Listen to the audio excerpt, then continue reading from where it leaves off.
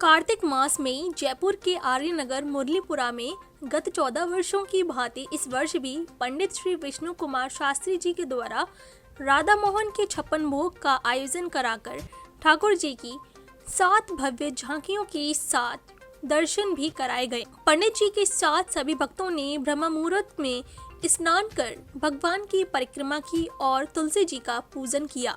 पंडित जी ने 7 बार लगाए गए भोग के बारे में बताया कि कार्तिक मास भगवान विष्णु जी की पूजा करने के लिए एक विशेष मास है, जिसमें भगवान 4 मास की निद्रा के बाद इस विश्व का कार्यभार फिर से संभालते हैं। भगवान शालिग्राम व तुलसी माता का विवाह भी इसी मास में हुआ था, इसलिए यह मास और भी खास हो जाता है।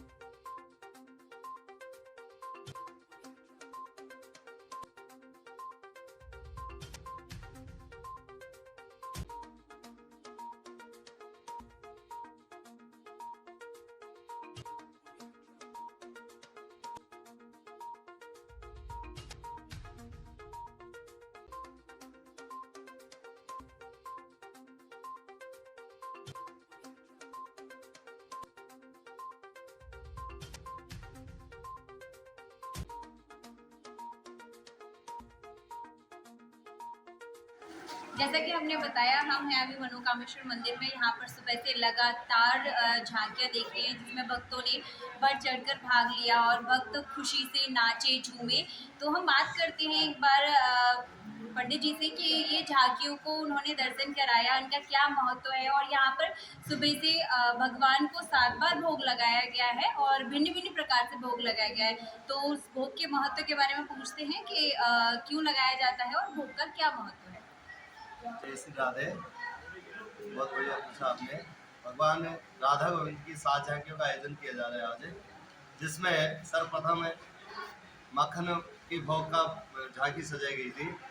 तो भक्तगण का भाव ऐसा रहता है कि हम भगवान को, राधा गोविंद को, कृष्ण भगवान को मक्खन खिलाए अपने हाथों से। तो सब आने अपने अपने हिसाब से भोग लेकर आए और भगवान को भोग लगाए प्रथम झांकी में। दूसरी झांकी धूप की आरती की, धूप और दीप से आरती की है भक्तों ने, जो अपने मंगल कामने के लिए नजर उतारे थे भगवान की दूसरी झांकी से।